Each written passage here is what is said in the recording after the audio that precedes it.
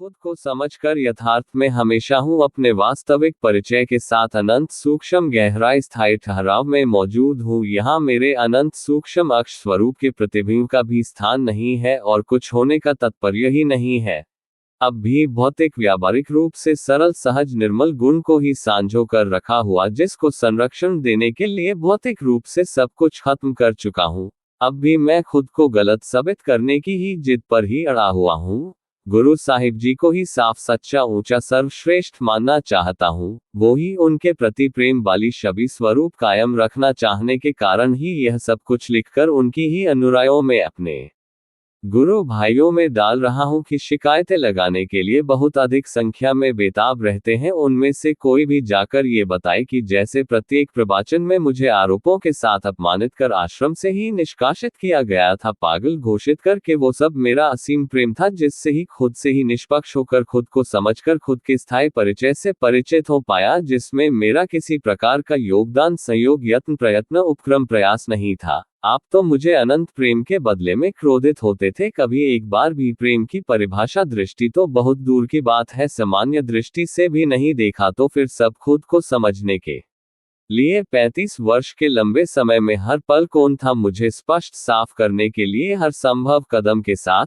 क्या प्रकृति ने ये सब करने की संभावना उत्पन्न की? आप तो सामान्य व्यक्तित्व को ही नहीं सकते, आंतरिक जगत की बात तो बहुत दूर की बात है, क्योंकि आप हमेशा दूसरों में घुसे रहते हो। दूसरों को निरंतर करने के बहुत ही ज्यादा समझ सोच कर बोलना पड़ता है।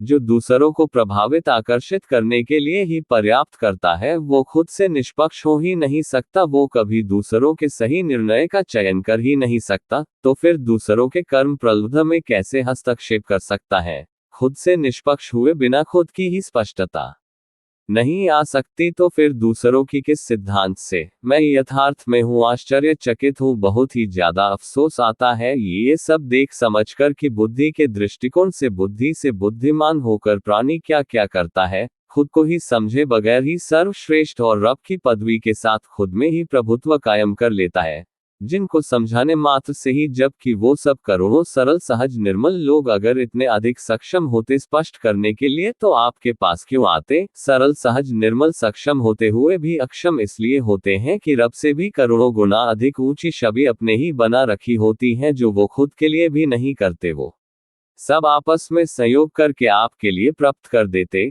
सरल सहज निर्मल लोग आपके आगे खुद को खुली किताब की तरह प्रस्तुत करते हैं, अपनी अत्यंत निजी बात भी कर लेते हैं। फिर आपके हृदय में थोड़ी दया रहम नहीं आता कि जो कुछ आपने मरने के उपरांत ही देना है वो सब जीवित क्यों नहीं, जबकि उस सब का गंभीर संबंध जीवन के साथ ही है।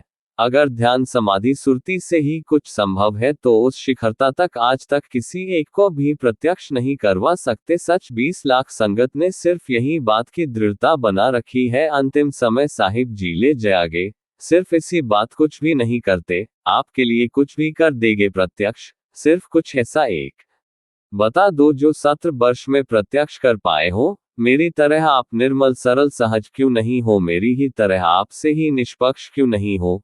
मेरी तरह आप खुद के स्थायी परिचय से परिचित क्यों नहीं हो? मेरी ही तरह आप खुद को क्यों नहीं समझ पाए?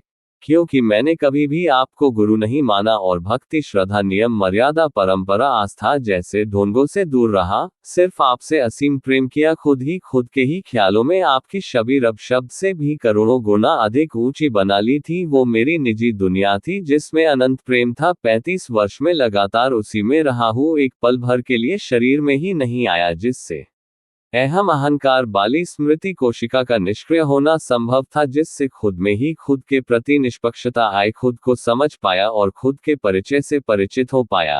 आप आज भी वो सब कुछ ही दोहरा रहे हो जो दीक्षा से कई वर्ष पूर्व से ही दोहरा रहे थे। कुछ ढूंढने की बातों के साथ थे, आज भी उसी श्रृंखला के तथ्य के साथ ही हो।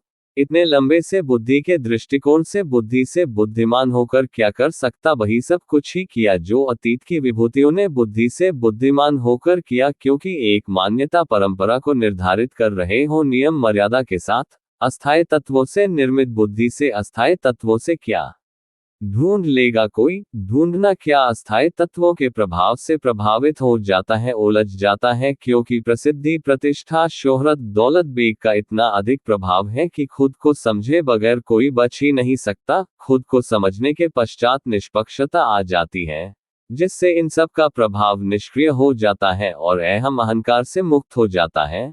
शातिर, बदमाश, होशियार, चालाक, कलाकार, शैतान, बुद्धि से बुद्धिमान होकर छल कपट, ढोंग, ड्रामा, भ्रम, पाखंडों, षड्यंत्रों में तीव्रता से सोच विचार कल्पना बनती है और सहज सरल निर्मलता पूरी तरह से आलोप हो जाती है। बुद्धि की स्मृति कोश की सकारात्मक नकारात्मक कोशिकाओं में दूरी होती है। मैंने सिर्फ नकारात्मक कोशिकाओं को ही निष्क्रिय किया है। खुद को समझने के पश्चात यह सब कुछ करना संभव हो जाता है। खुद को समझने के लिए सिर्फ एक पल ही काफी है, जबकि कोई दूसरा समझ पाए सदियां युग वर्ष भी कम है।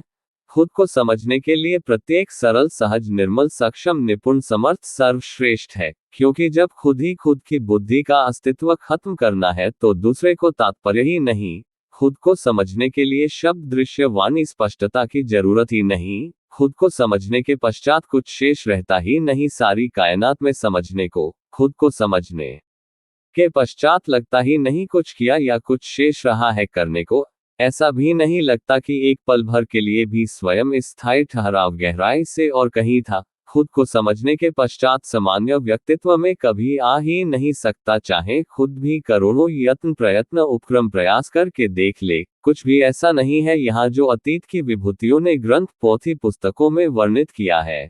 किसी भी प्रकार के आर्थ का आवास ही नहीं है। सिर्फ ये संतुष्टि है कि जिस कारण इंसान शरीर, अनमोल रत्न, सांस, समय के साथ प्रकृति द्वारा मिला था, उसका सदुपयोग कर उसी एक ही तथ्य से परिचित हुआ हूं, जिस कारण इंसान दूसरी प्रत्येक प्रजातियों से भिन्नता दर्शाता है। शेष सब कुछ तो दूसरी अनेक प्रजातियां की भांति ही तो कर रहा है, तो भिन्न कैसे हो सकता है।